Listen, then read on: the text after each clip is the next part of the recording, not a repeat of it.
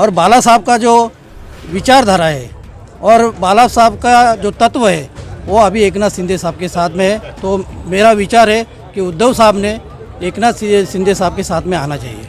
2024 के लोकसभा चुनाव से पहले महाराष्ट्र की सरकार के मुख्यमंत्री एकनाथ शिंदे अपनी पूरी सरकार और 10,000 शिव सैनिकों के साथ अयोध्या नगरी के दौरे पर पहुंचे हैं।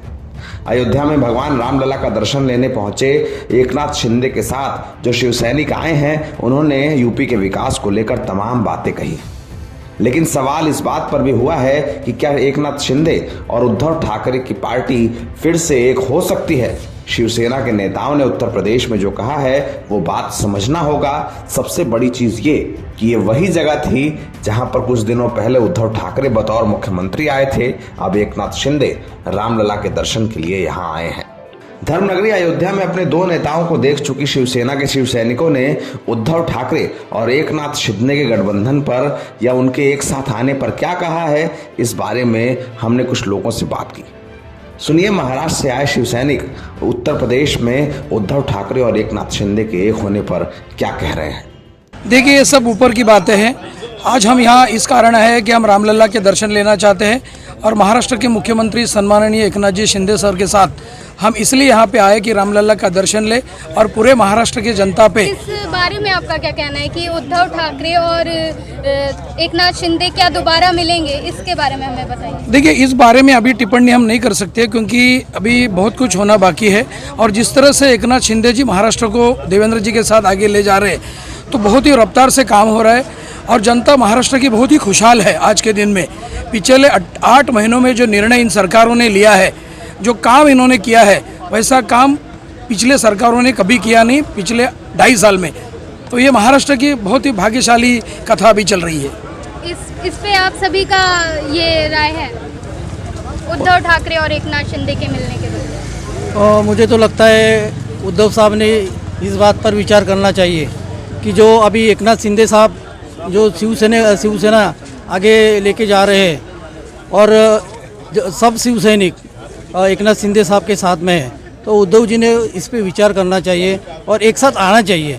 क्योंकि जो हिंदुत्व है, हिंदुत्व और हिंदुत्व की विचारधारा और धनुष्यबाण जो प्रभु श्री रामचंद्र जी का है वो अभी एकनाथ शिंदे साहब के साथ में है और बाला साहब का जो विचारधारा है और बाला साहब का जो तत्व है वो अभी एकनाथ शिंदे साहब के साथ में है। तो मेरा विचार है कि उद्धव साहब ने एकनाथ शिंदे साहब के साथ में आना चाहिए।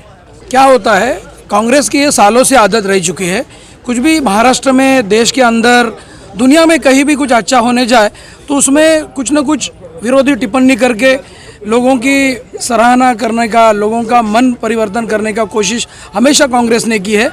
जब बात फंडिंग की आती है तो यहाँ फंड की कमी नहीं, हर एक आदमी दिल से अपने जेब। शिंदे साहब के अंडर में शिवसेना चल रही है, वही शिवसेना है। क्या कोई संभावनाएं हैं, आप इस बारे में क्या कहना चाहेंगे? कोई संभावना का तो कोई अभी प्रॉब्लम ही नहीं है क्योंकि शिवसेना सच्चा शिवसेना है तो हमारा मुख्यमंत्री वो चला रहे हैं अभी पूरा कारोबार। एकनाथ शिंदे, हाँ, मुख्यमंत्री हमारे एकनाथ जी शिंदे साहब। इस पर आप क्या कहना चाहेंगे? क्या उद्धव ठाकरे से शिवसेना दोबारा मिलेगी? नहीं मिल पाएगी, असंभव है क्योंकि अभी की जो सरकार बनी है वही एक नंबर की सरकार महाराष्ट्र में चलेगी।